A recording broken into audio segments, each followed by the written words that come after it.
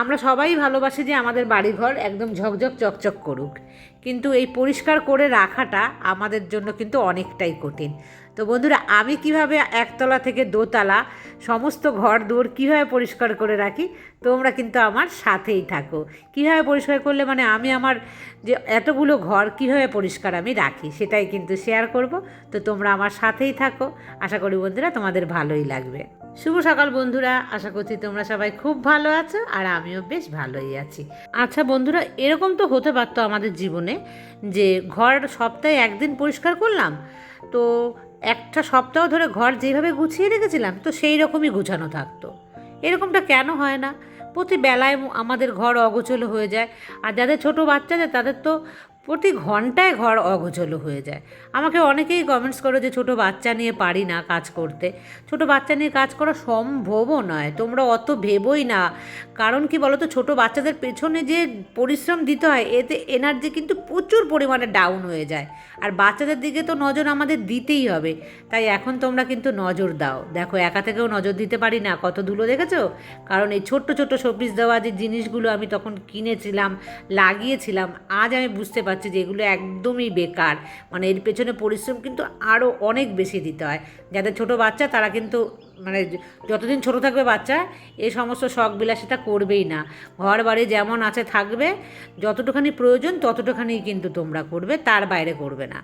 তো বন্ধুরা দেখো, আমি নিচের একটা ঘর করে রেখে এসেছি, এসে তারপরে দেখো ওপরের ঘরটা, কারণ পুরো ঘর নিচ ওপর একসাথে সামলানো কিন্তু অনেক কঠিন। তো তোমরা দেখো আমি কেমন ভাগে ভাগে ওপরও পরিষ্কার করবো আবার নিচও পরিষ্কার করব। তো এইভাবে কাজ না করলে কিন্তু করা যাবে না। অনেকেই বলে যে একা থাকি তো তাই অনেক কাজ করতে পারি। হ্যাঁ, একা থাকি, করতে পারি, কিন্তু কী বলো তো, ভেতরের ইচ্ছে না থাকলে তুমি যতই একা থাকো না কেন করতে পারবে না। আর যারা কাজ করতে ভালোবাসে শত লোকের মাঝেও কিন্তু থেকে সংসারে আরও যে মানে পরিবারের লোকরা থাকে তাদের মাঝে থেকেও কিন্তু সে কাজ করবে। আর সে মানে যদি কাজের না হয় একা থাকলেও কিন্তু করবে না। আমার যখন মেয়ে ছোট ছিল তখন কিন্তু আমি কাজ করতে একদমই পারতাম না। ছোট কি, মেয়ে যখন 5-6-এ উঠে গেছে মানে তো একটু বড় হয়ে গেছে, তখনও কিন্তু বন্ধুরা আমি একটুও সংসারে সময় দিতে পারতাম না। 50 বার বাড়ির বাইরে বেরোতে হতো, মেয়ের টিউশন থাকতো 3-4টে, তার উপরে আবার স্কুল থাকতো, আমার বাজার করা, ব্যাংক, পোস্ট অফিস। এখন তো তাও অনেক কাজ অনলাইনে হয়ে গেছে, আমার হাজব্যান্ড অনলাইনে করে দেয়, যেরকম হচ্ছে ইলেকট্রিক বিল দেওয়া। তো এগুলো আমাকে গিয়ে ইলেকট্রিক অফিসে লাইন দিয়ে দাঁড়িয়ে থেকে কিন্তু আমাকে দিতে হতো। গ্যাস অফিসে যেতে হতো গ্যাস বুক করার জন্য, আবার আনার জন্য। তো বুঝেছো, এই কাজগুলো আমার প্রচুর ছিল, আমি কিন্তু সমস্ত কাজগুলোকে আমাকে করতে হতো ব্যালেন্স করে। তখন কিন্তু আমি সংসারের প্রতি মানে এতটা সময় দিতে পারতাম না। তবে আজকালকার যে তোমরা মানে মেয়েরা, তারা কিন্তু অনেক স্মার্ট। আমি দেখেছি যে এই যেমন স্বর্ণালী, তুলি, তারপর হচ্ছে সঞ্চিতা, ভাগ্যশ্রী, হাসিবা, সাকিনা, এরকম তোমরা অনেকেই আছো এখনকার কিন্তু ভীষণ স্মার্ট। তোমরা কিন্তু অনেক কিছু জানো, মানে এই বয়সেই তোমরা জানো গুছিয়ে সাজিয়ে কিভাবে সংসারটা করতে হয়। আমি কিন্তু তোমাদের বয়সে একদমই পারতাম না। যেরকম আমাকে কিন্তু অনেকবার বলেছে সঞ্চিতা যে ও কত কত লোকের রান্না করে, ওর বাড়িতে কত লোক আসে, আর ওর হাজব্যান্ডও মনে হয় খেতে ভীষণ ভালোবাসে। ও আমাকে বলে 20-30টা পরোটা রুটি এরকম ও বানায়। তো এগুলো কিন্তু আমি সত্যি কোনো দিন করিনি। তো এগুলো তো তোমরা করো না, তখন আমি ভাবি যে সত্যি কিন্তু তোমরা এক্সপার্ট। হ্যাঁ, একটু সময় লাগবে, কারণ একটু বয়স হলে আর বাচ্চারা বড় হয়ে গেলে তোমরা সবাই শিখে যাবে। বিয়ের পর আমার হাজব্যান্ডের বন্ধু, ওর বউ আর শালা আমার বাড়িতে খেতে এসেছিলো, মানে এখানে না, সেটা যখন আমি বাইরে ছিলাম তখন। তো এই 3টে লোক এসছে আর আমি আমার হাজব্যান্ড, আমরা 5টা লোক। তোমরা বিশ্বাস করবে না, আমি এই 5টা লোকের রান্না করতে গিয়ে নাকানি চুবানি, ভাতের ফ্যান পায়ে ফেলে দিলাম। প্রেশার কুকারে মাটন রান্না হয়েছে, তার সেকা খেয়ে হাতে ফোসকা পড়ে গেল, পায়ে ফ্যান পড়ে পায়ে ফোসকা পড়ে গেল। মানে এই রকম অবস্থা কিন্তু আমার ছিল। বাড়িতে লোকজন আসলে মানে আমার তখন আতঙ্ক হয়ে যেত যে আমি কিভাবে সামলাবো। তারপরে যখন মেয়ে ছোট হলো তখন তো আরও অবস্থা খারাপ, ঘর দুয়ার অগুছলো, তারপরে লোকজন আসলে তাকে খাওয়ানো, মানে ভীষণই আমি ভয় পেতাম। আর বন্ধুরা দেখো আমি ওপর নিচ কীভাবে সামলাচ্ছি। ফার্স্ট কিন্তু আমি পরিষ্কার করে রেখে গেলাম আমি যে ঘরে শুয়েছিলাম নিচের বেডরুমটাতে, তারপরে গেলাম ওপরের বেডরুম পরিষ্কার করলাম।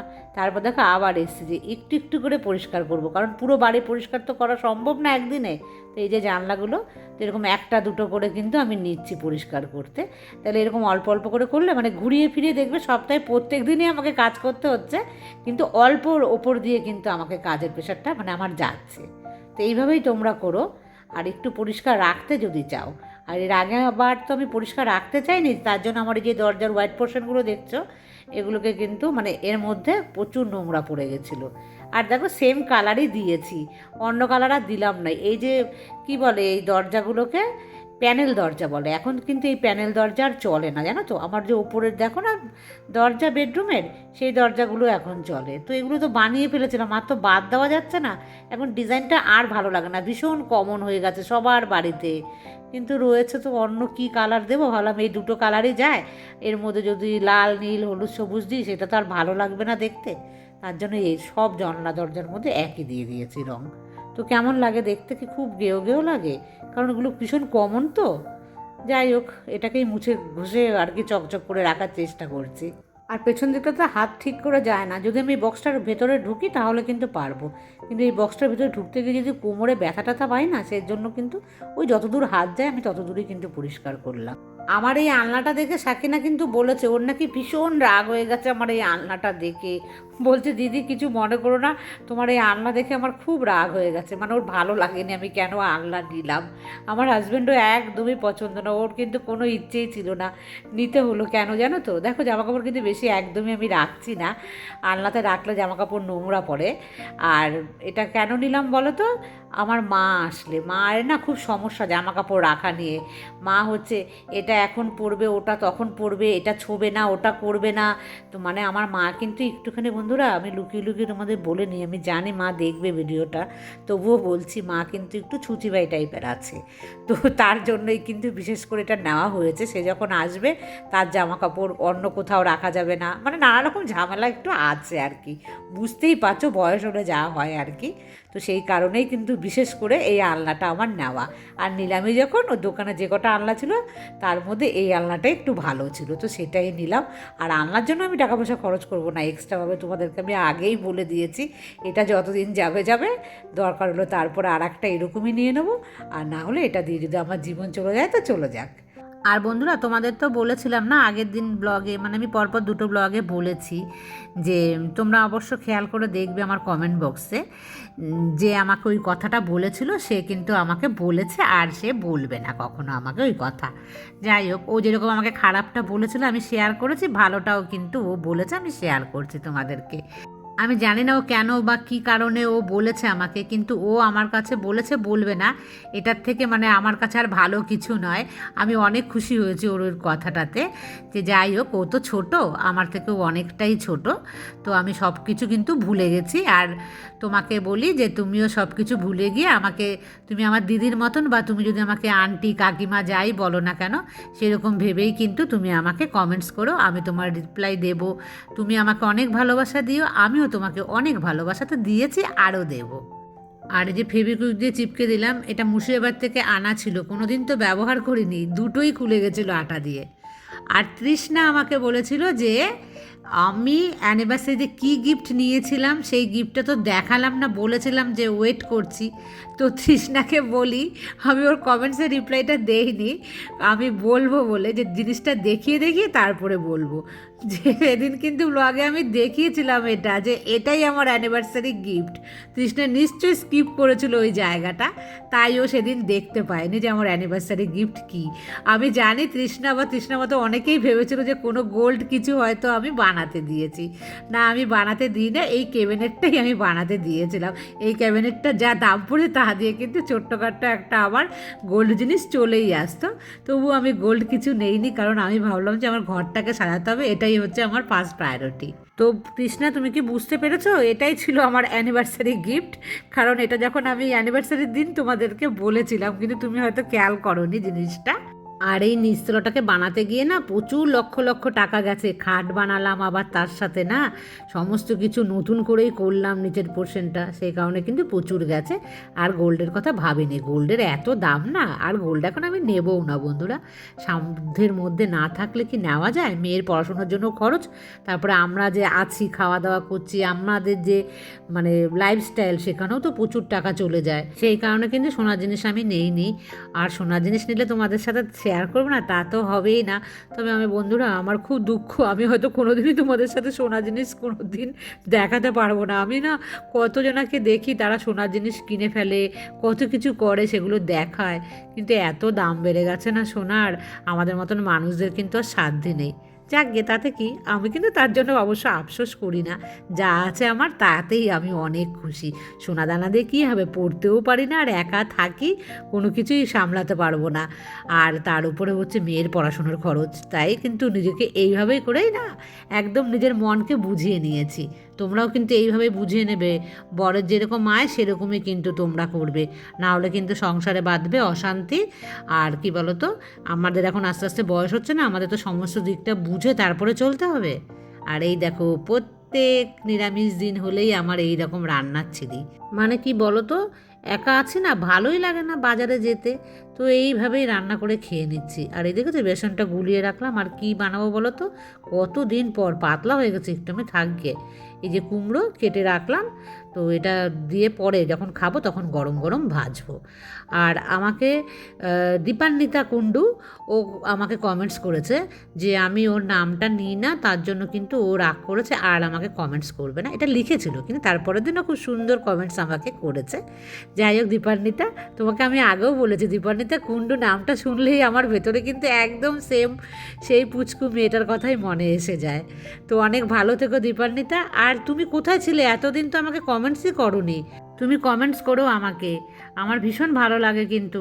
আর তোমাদের এই মিষ্টি মিষ্টি কমেন্টসগুলো যখন আমি রিপ্লাই দিই, আমার অনেক টাইম লাগে বা অনেক লেট হয়ে যায় রিপ্লাই দিতে, কিন্তু আমি তোমাদেরকে রিপ্লাই দিই।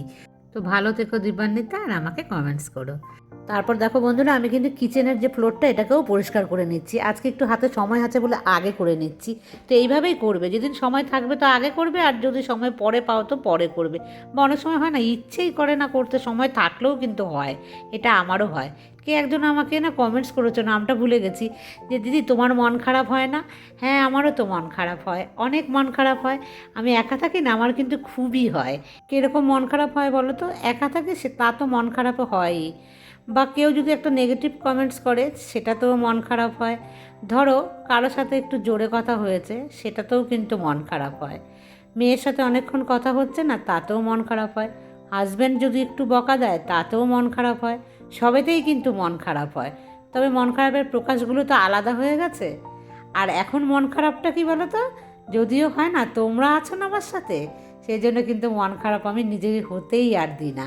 আমার যা বয়স এসছে, এই বয়সে মন খারাপকে বেশিক্ষণ রাখলে আমি নিজেই মানে ভারাক্রান্ত হয়ে পড়বো বলে মন খারাপকে কিন্তু সামনে আনতে দিই না। আর আমাকে একজনে কমেন্টস করেছে এই নেটগুলো সম্পর্কে, আমি ভিডিও কিছুতেই করতে আমার মনে থাকছে না যে নেটগুলো কিভাবে লাগিয়েছে, আজও মনে নেই। কাল আমি 100% একদম শিওর যে আমি দেখাবই, ক্যামেরার সামনে না নিয়ে গেলে তো বুঝতে পারবে না, তো সেটা কিন্তু আমি দেখাবই। তাকে আমি অনেকবার কথা দিয়েছি, সেও কিন্তু এবার রেগে গিয়ে আমাকে বলবে যে আনসাবস্ক্রাইব করে দিলাম, কিংবা আমি তোমাকে আর কমেন্টস করব না। সে কিন্তু কমেন্টস আর করছেও না আমাকে। যাই হোক, রাগ করো না বোন, আমি দেখাবো তোমাকে, প্রমিস করলাম কালকের ভিডিওতে আমি দেখাবো। আর আমাকে একজনা বাথরুম ট্যুরের কথা বলেছিল, তাকে আমি আর বাথরুম ট্যুর দেইনি বলে সে আমাকে লিখেছিল আমি তোমাকে আনসাবস্ক্রাইব করে দিলাম, আর কমেন্টসও করবে না, তার করেও নি। যাই হোক, আমার সোনা বাচ্চাগুলো সবাই আমার ওপরে অনেক রাগ অভিমান করে, বা আমার বুনুগুলো আমার ওপরে অনেক রাগ করে। দুপুরের খাবারে কিন্তু একটু পাঁপড়ও ভেজে নিয়েছি। আর বন্ধুরা, ভিডিওটাকে এই পর্যন্তই রাখছি, আর কন্টিনিউ করছি না। আবার দেখা হবে নেক্সট ব্লগে। টাটা।